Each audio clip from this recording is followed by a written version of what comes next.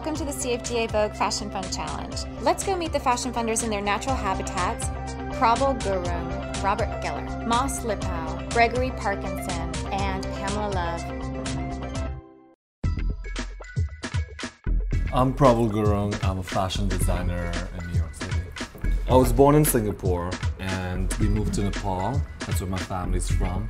Went studied fashion in India, in New Delhi, and then I went to internship and started working with the designer there. I was excited by images and the colors and particularly women in a certain way.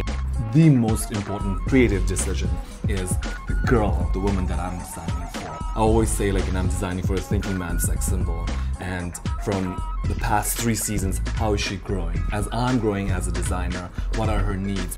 If I see a fabric and I start imagining and sketching that dress, and if I can see it in my head, then I know it's a good design.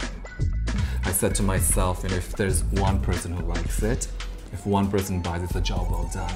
And I've had an extremely, tremendously warm welcoming, so I couldn't have asked more.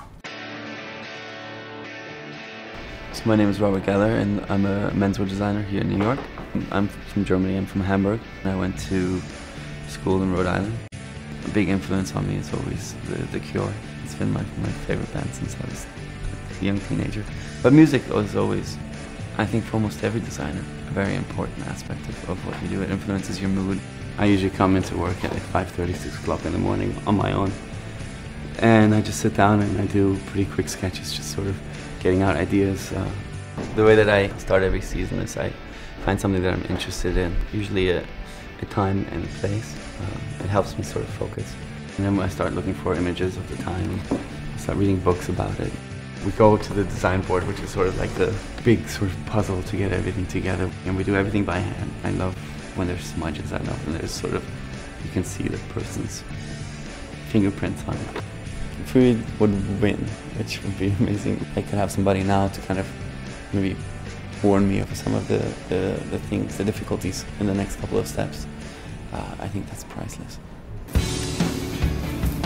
I would traipse through the park every day because I lived on the other side of the park in my homemade outfits, and it was really, you know, looking back, it's hysterical. I'm Gregory Parkinson and I'm a women's wear designer, and I make clothes that I think are very personal. I grew up a million miles away from here, actually, in northern England.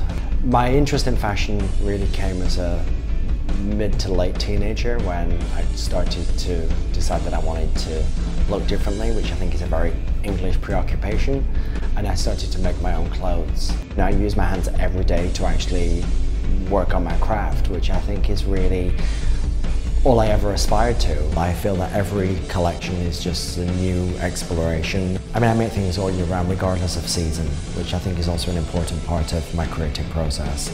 I usually assemble different ideas that I like or am drawn to and rework those ideas, and the collection starts to evolve and grow out of that. I feel as if I have a lot of visual ideas and we're not able to realize those because of financial limitations. So that really would be the very first thing that I would do. You know, well, Cleopatra, she would have maybe worn glasses that looked like eyes of Horus, so I pretty much do eyewear. I make custom eyewear for people. I do a line which is available in stores.